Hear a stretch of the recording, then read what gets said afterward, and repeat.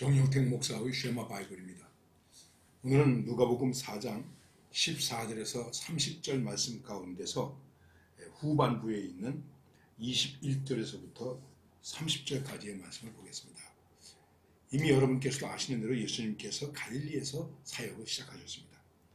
그때 갈릴리에서 회당에 들어가셔서 하나님의 말씀 이사야서 61장에 있는 말씀을 읽게 됩니다. 그 말씀은 주의 성령이 내게 임하셨으니 가난한 자에게 복음을 전하게 하시려고 내게 기름을 부으시고 나를 보내사 포로된 자에게 자유를 눈먼 자에게 다시 보게 함을 전파하여 눌린 자를 자유롭게 하고 주의 은혜의 해를 전파하게 하려 하심이라 했더라. 그리고 책을 덮고 이 말씀으로 사람들에게 증언했을 때 많은 사람들이 깜짝 놀랐습니다. 그리고 예수님은 말씀했습니다. 지금 너희 귀에 이 말씀이 응답되고 있다. 즉 구원의 복음이 너희들에게 응답되고 있다. 그 구원의 복음의 응답 주체이신 응답 자체이신 예수님이 그 말씀을 읽으시고 그렇게 말씀하신 것입니다. 그런데 그 다음 말씀을 보면 이렇게 말씀이 기록되고 있습니다. 22절에서 그들이 다 그를 증언하고 그 입으로 나오는 바 은혜로운 말을 놀라게 여겨 이르되 이 사람이 요셉의 아들이 아니냐. 예수께서 그들에게 이르시되 너희가 반드시 의사야 너 자신을 고쳐라 하는 속담을 이용하여 내게 말하기를 우리가 들은 바 가버나움에서 행한 일을 네 고향 여기서도 행하라 하리라. 또 이르시되 내가 진실로 너희에게 이르노니 선지자가 고향에서 환영을 받는 자가 없느니라. 내가 참으로 너희에게 이르노니 엘리야 시대에 하늘이 3년 6개월간 닫히어 온 땅에 큰 흉년이 들었을 때 이스라엘에 많은 과부가 있었을 때 엘리야가 그중 한 사람에게도 보내심을 받지 않고 오직 시돈 땅에 있는 사렙다의 한 과부에게 뿐이었으며 또 선지자 엘리사 때에 이스라엘에 많은 나병 환자가 있었을 때 그중에 한 사람도 깨끗함을 받지 못하고 오직 수리아 사람 나만 뿐이었느니라. 회당에 있는 자들이 이것을 듣고 다 크게 화가 나서 일어나 동네 밖으로 쫓아내요. 그 동네가 건설된 산 낭떠러지까지 끌고 가서 밀쳐 떨어뜨리고자 하되 예수께서 그들 가운데로 지나가서 가시니라. 한마디로 말씀을 드리면 예수님께서 고향에서 하나님의 말씀을 증거하시고 이 은혜가 지금 우리에게 임하고 있다. 하나님의 은혜의 해가 해방과 구원의 자유의 은혜의 해가 은혜의 말씀이 너희들에게 임하고 있다. 그 말씀을 이루는 사람과 지금 함께 있다. 이렇게 얘기를 했지만 그들은 그 말을 듣고 아니 이 사람 저기 나사렛 그 목수 요셉의 아들 아니야? 이 사람이 우리에게 무슨 이런 말씀을 전하는가 하면서 예수님의 말씀을 그들은 귀하게 생각하지 않았습니다. 받아들이지 않았습니다. 그래서 예수님께서 말씀하셨습니다. 의사야 너 자신을 고쳐라 하는 속담을 너희들이 다 알고 있지 않냐. 우리가 하나님을 믿는다 그러면서 하나님의 복음으로 우리 자신도 고치지 못하면서 어떻게 구원받는 자가 될 수 있겠는가 하는 그런 예수님의 말씀이라고 생각해 볼 수도 있습니다. 그랬더니 이 사람들이 그래도 자를 집은 있어서 화가 나가지고 예수님을 끌고 나가서 자기네 동네에 낭떠러지 있는 데로 가서 예수님을 밀어뜨리려고 했습니다. 저도 성지순례 때 그 예수님을 밀어뜨리려고 했던 그 낭떠러지 위에 가봤는데 정말 아주 높은 꼭대기입니다. 거기서 밀면 죽을 수밖에 없는 것입니다.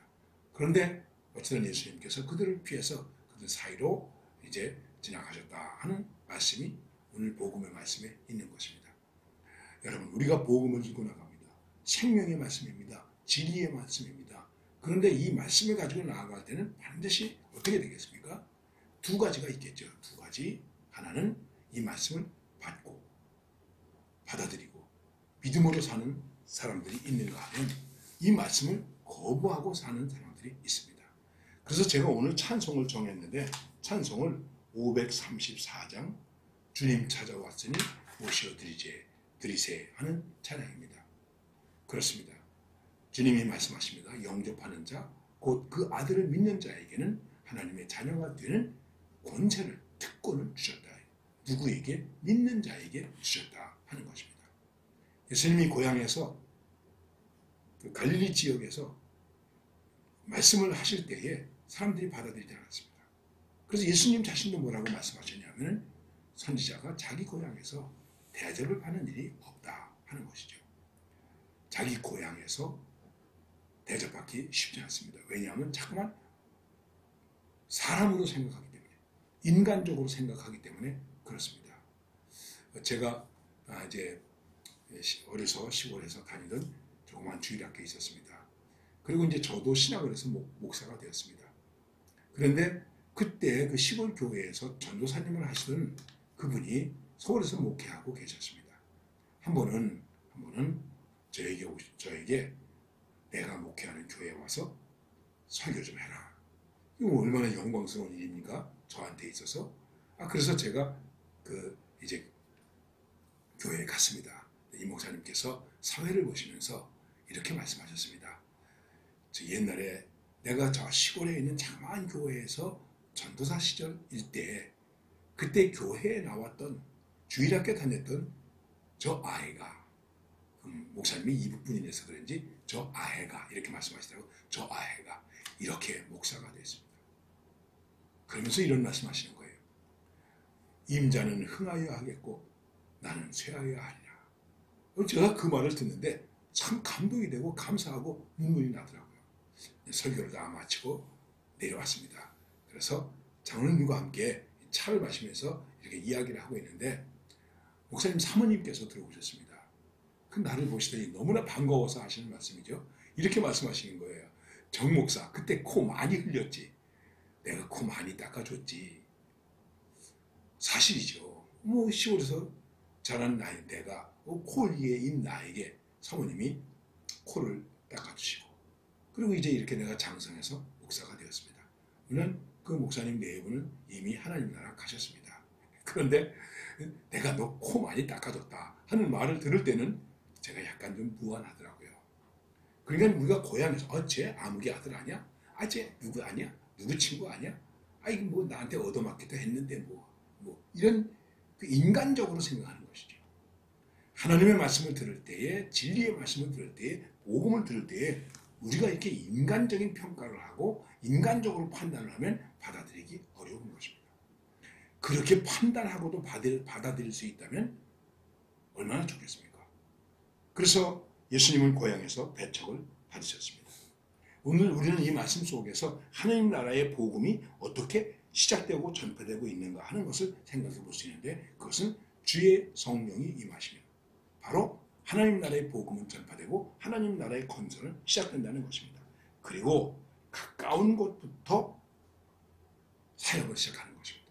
예수님은 나사렛, 갈릴리, 그리고 그 지역에서도 가버나움, 이렇게 내 가까운 지역으로부터 복음을 전하게 되는 것입니다.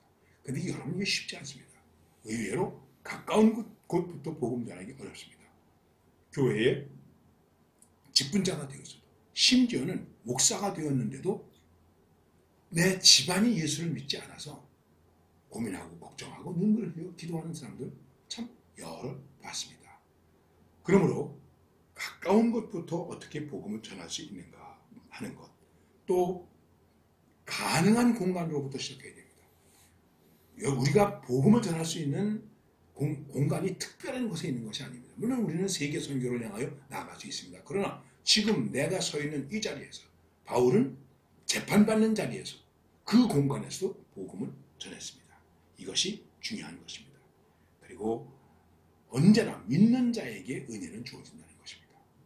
더 나아가서 불신과 반대가 있고 환영받지 못해도 우리는 계속해서 복음 사역을 하는 용기를 가져야 됩니다.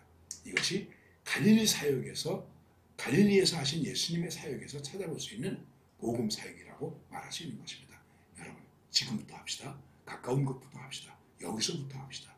할 수 있는 공간에서부터 합시다. 그리고 낙심하지 말고 꾸준하게 복음 사역을 계속하고 쓰임받는 하나님의 사람으로 사시기를 바랍니다.